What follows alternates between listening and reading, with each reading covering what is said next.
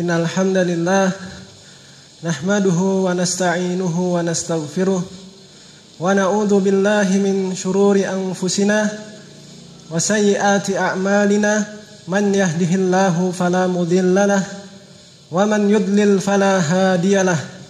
Asyhadu an la ilaha illallah wahdahu la syarikalah wa asyhadu anna Muhammadan abduhu wa rasuluh. Ya ayyuhalladzina amanu taqullaha haqqa tuqatih wa la tamutunna illa wa antum muslimun. Ya ayyuhan nasu taqu rabbakumul ladzi khalaqakum min nafsin wahidah wa khalaqa minha zawjaha wa batha minhuma rijalan katsiran wa nisaa'a. Wattaqullaha alladzi tasaaluna bihi wal arham innallaha kana 'alaikum raqiba. Ya ayyuhalladzina amanu taqullaha wa qulu qawlan sadida yuslih lakum a'malakum wa yaghfir lakum dhunubakum wa may yuti'illaha wa rasulahu faqad faza fawzan 'azima. Amma ba'd. Fa inna asdaqal hadithi kitabullah wa khairal hadi Muhammadin sallallahu alaihi wasallam wa syarrul umuri muhdatsatuha fa inna kulla muhdatsatin fi dinillahi bid'ah wa kulla bid'atin dhalalah wa kulla dhalalatin fin nar. A'azani Allah wa iyyakum minan nar. Ayuhan nas, hadirin sidang Jum'ah rahimani wa rahimakumullah. Alhamdulillah, kita bersyukur kepada Allah Subhanahu wa taala atas beragam kenikmatan yang telah Allah Subhanahu wa taala berikan kepada kita. Senantiasa kenikmatan itu tercurahkan kepada kita dan tidak terhitung lagi. Dan di antara nikmat yang tengah kita rasakan pada siang hari ini, Allah Subhanahu wa taala masih mengizinkan kita untuk menggerakkan tubuh kita, untuk melangkahkan kaki-kaki kita mendatangi masjid ini dalam rangka untuk taqarrub ilallah, dalam rangka untuk mendekatkan diri kepadanya, dalam rangka beribadah hanya kepadanya. Ayuhan nas rahimani wa rahimakumullah. Salah satu kewajiban kita sebagai seorang muslim yaitu menaati apa yang disabdakan oleh Rasulullah sallallahu alaihi wa ala alihi wasallam, menaati apa yang diperintahkan olehnya dan kemudian mempraktekkan di dalam kehidupan kita sehari-hari. Ayuhan nas rahimani wa rahimakumullah.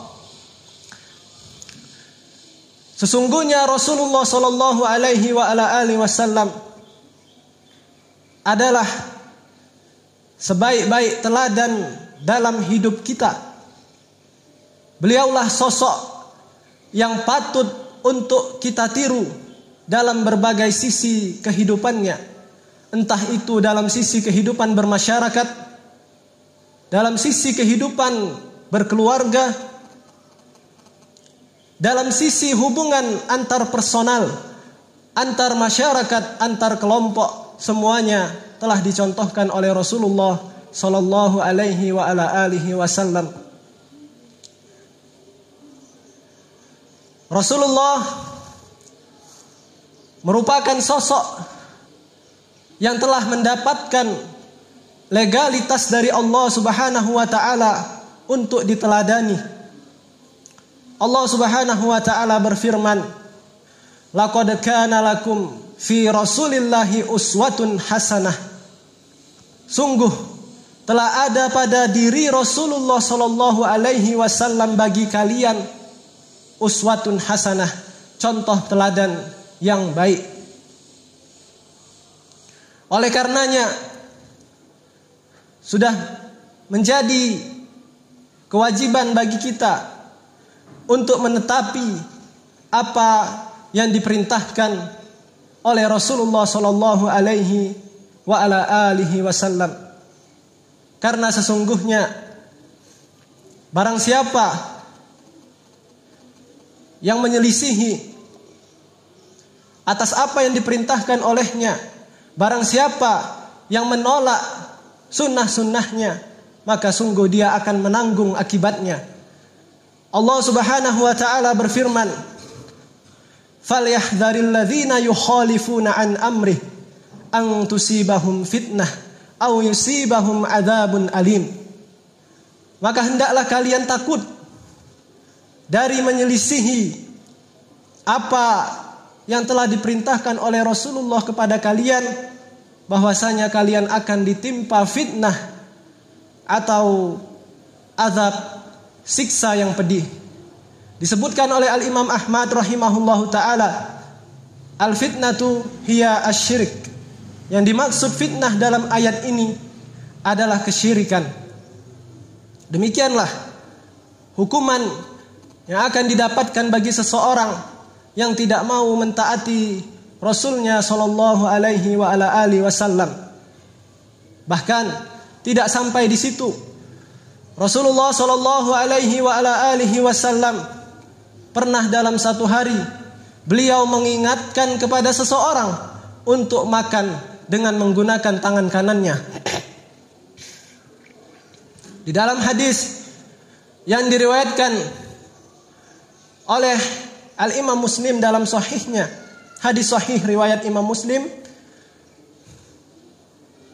yang diriwayatkan juga oleh sahabat yang mulia, sahabat Ibnil Aqwa radhiyallahu taala anhu, dia berkata, "Anna rajulan akala inda Rasulillah sallallahu alaihi wasallam bishimali." Bahwasanya ada seseorang yang makan di sisi Rasulullah sallallahu alaihi wasallam dengan menggunakan tangan kirinya. Faqala, maka kemudian Nabi sallallahu alaihi wasallam mengingatkannya, "Kul biyaminik." Makanlah dengan tangan kananmu. Qala, maka kemudian laki-laki ini membantah. Kemudian dia mengatakan, "La astati." Aku tidak bisa. Maka kemudian Nabi sallallahu alaihi wasallam mengatakan, "Qala lastata'ta." Sungguh engkau tidak akan bisa. Semoga engkau tidak akan bisa. Fama mana'ahu ilal kibr. Dan tidak ada yang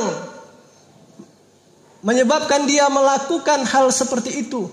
Tidak ada yang menyebabkan dia menyelisihi perintah Rasul, melainkan karena kesombongan yang ada pada dirinya. Qala fama rafa'aha ila fi. Maka kemudian laki-laki tersebut tidak bisa mengangkat kedua tangannya ke mulutnya. Al-uqubah, hukuman yang disegerakan oleh Allah Subhanahu wa taala bagi orang ini dikarenakan dia tidak mau mentaati perintah Rasul sallallahu alaihi wa ala alihi wasallam. Mungkin menurut manusia pada masa kita sekarang ini, apalah bedanya makan dengan menggunakan tangan kanan atau dengan tangan kiri. Namun demikianlah kenyataannya. Laki-laki tersebut tidak bisa mengangkat kedua tangannya lantaran menolak apa yang telah diperintahkan oleh Rasulullah sallallahu alaihi wa ala alihi wasallam kepadanya. Sehingga sudah semestinya bagi kita untuk berpegang teguh kepada sunnah Rasulullah sallallahu alaihi wa ala alihi wasallam.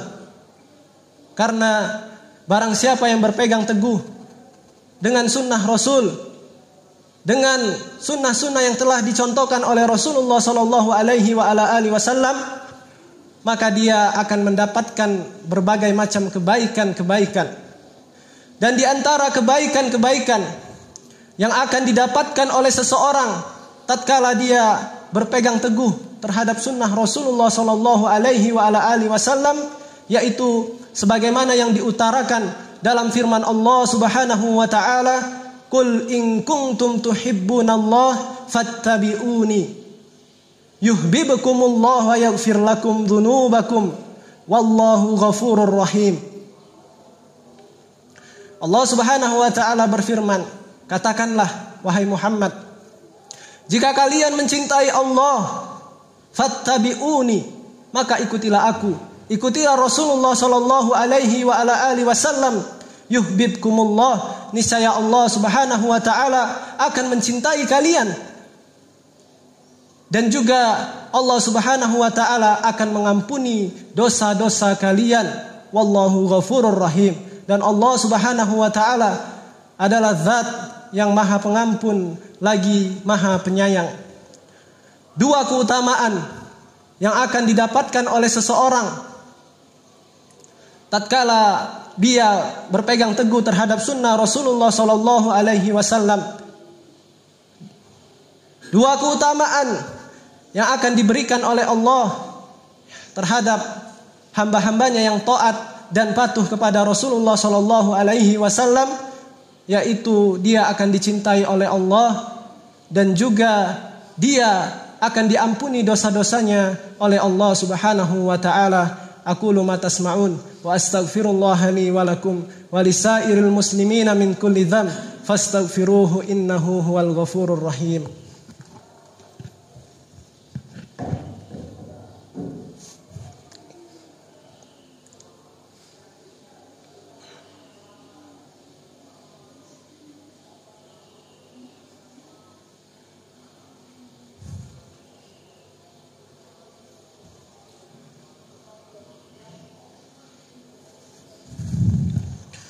Alhamdulillah hamdan katsiran thayyiban mubarakan fih mubarakan alaih kama yuhibbu rabbuna wa yarda.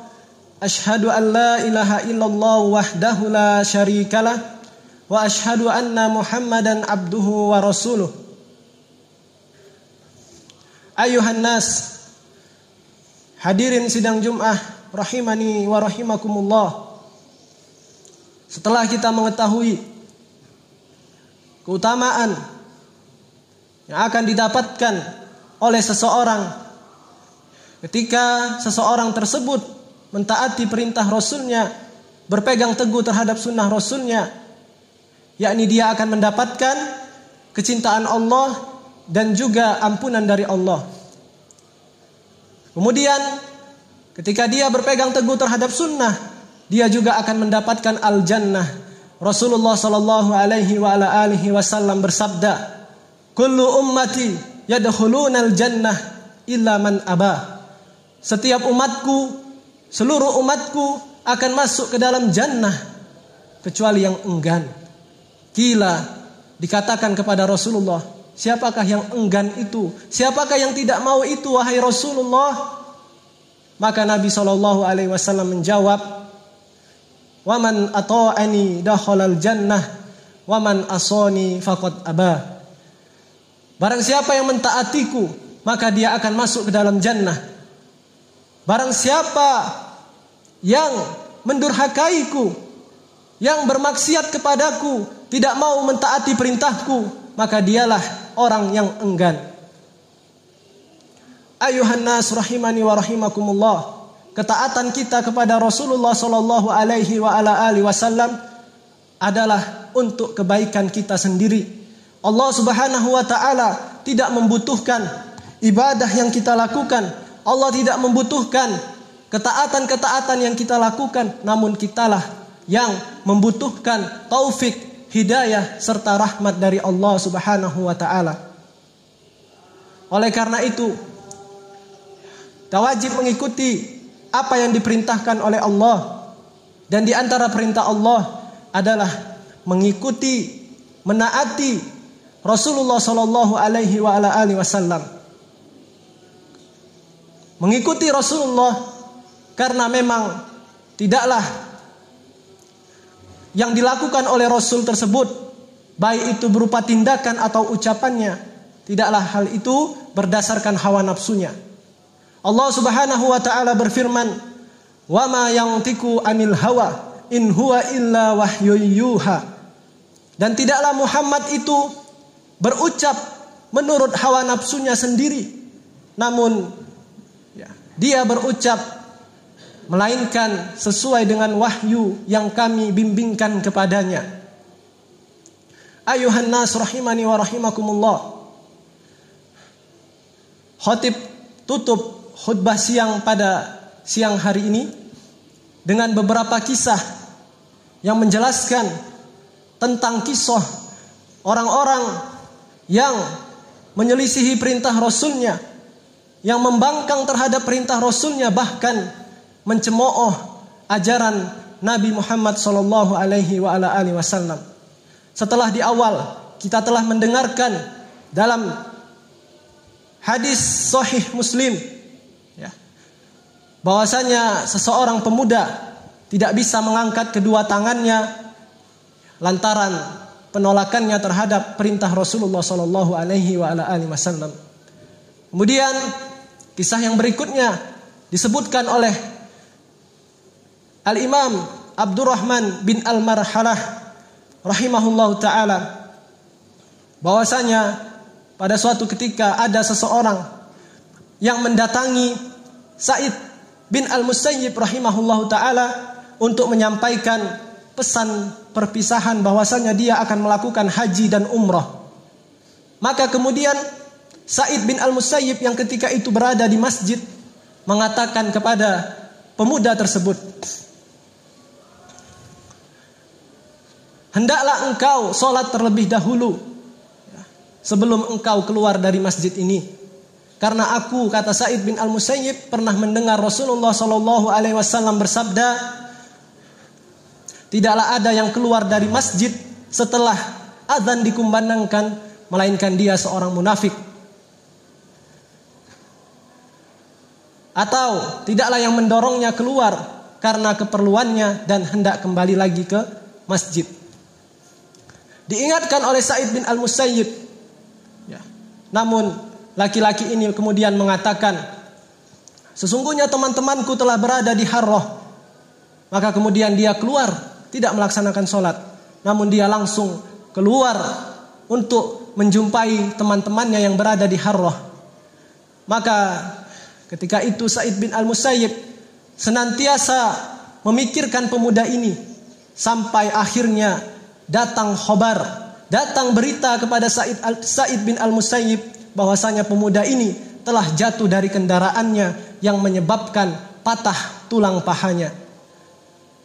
Kemudian kisah yang berikutnya yang disebutkan oleh Abu Abdillah Muhammad bin Ismail At-Taimi rahimahullahu ta'ala, bahwasanya ketika dia membaca kisah tentang sebagian ahlul bid'ah yang mendapatkan hukuman ketika mencemooh hadis Nabi SAW yang berbunyi, "Man qama minan naumi," barang siapa yang terbangun dari tidurnya, "fala yaghmis yadahu fil ina," janganlah dia memasukkan tangannya ke dalam bejana, "hatta yaksilaha salasan," sampai dia mencucinya sebanyak 3 kali.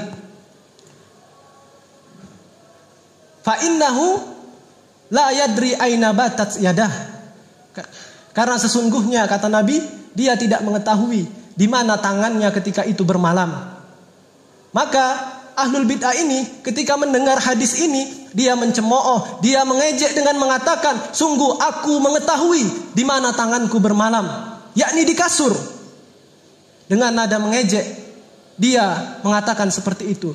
Maka didapati pada pagi harinya laki-laki ini bangun dalam keadaan tangannya telah masuk dalam duburnya sampai ke lengannya.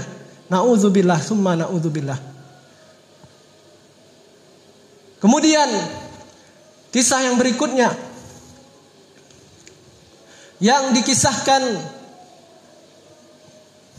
oleh Al-Qadi Abu Thayyib rahimahullahu ta'ala, bahwasanya ketika itu mereka sedang berada di salah satu majelis, yakni di Masjid Al-Mansur.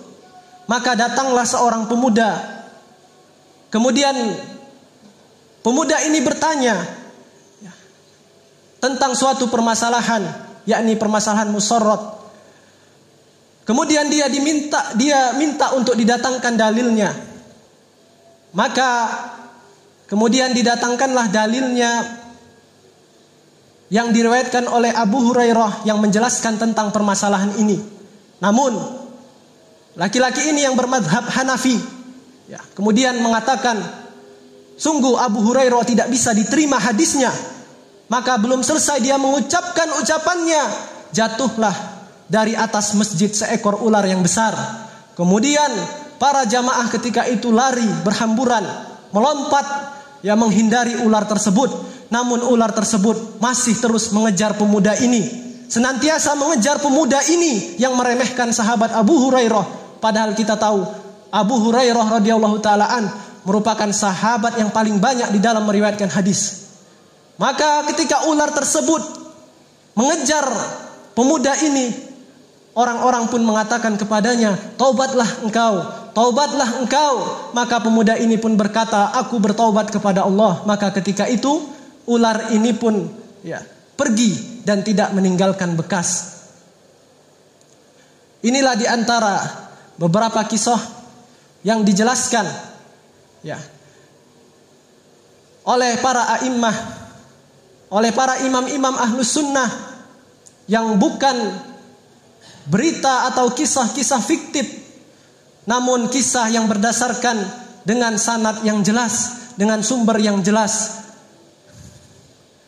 Semoga khutbah singkat yang kami sampaikan ini bisa memberikan motivasi kepada kita untuk bersemangat dalam berpegang teguh kepada sunnah, dan juga berhati-hati dari mencemooh ajaran Rasulullah sallallahu alaihi wa ala alihi wasallam.